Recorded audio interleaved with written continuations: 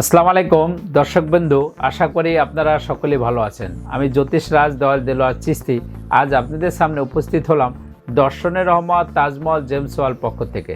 আজকে আমার আলোচনার বিষয় হলো ক্যাটসের সাথে অন্য কোনো পাথর যেমন নীলা বা পান্না পরা যাবে কিনা, এই বিষয় নিয়ে আজকে আমি আলোচনা করব। তা আমার সাথেই থাকবেন, আমার ভিডিও সম্পূর্ণ দেখবেন। ভিডিওটি মনোযোগ সহকারে শেষ পর্যন্ত দেখুন।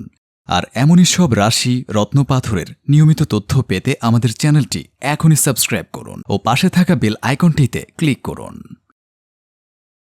রত্নশাস্ত্র বা বৈদিক জ্যোতিষ শাস্ত্রে ক্যাটসাই বা কেতুর রত্নের সাথে অন্য রত্ন ধারণের ক্ষেত্রে অনেক সতর্কতা অবলম্বন করতে হয়, কারণ কেতু একটি উগ্র গ্রহ।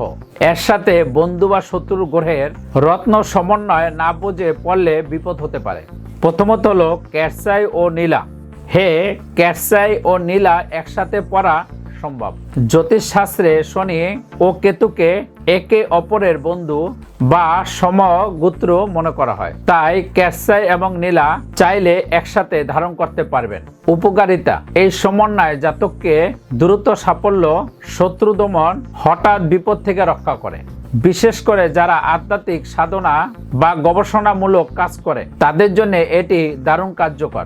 তবে সতর্কতা রয়েছে, উভয় রত্ন খুবই শক্তিশালী, তাই এই দুটি রত্ন একসাথে ধারণ করার আগে অবশ্যই জন্মছকে শনি ও কেতুর অবস্থান যাচাই করতে হবে। এরপর হলো ক্যাটসাই ও পান্না।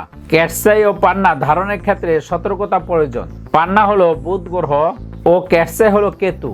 এই দুই গ্রহের রত্ন সাধারণত একে অপরের প্রতি নিরপেক্ষ, তবে কিছু বিশেষ ক্ষেত্রে এই দুটি রত্ন একসাথে পরা যায়। উপকারিতা: যদি কারো ব্যবসায়ী বুদ্ধি ও সহজাত জ্ঞান উভয় বাড়ানোর প্রয়োজন হয় তবে জ্যোতিষের পরামর্শে এটি পরা যেতে পারে।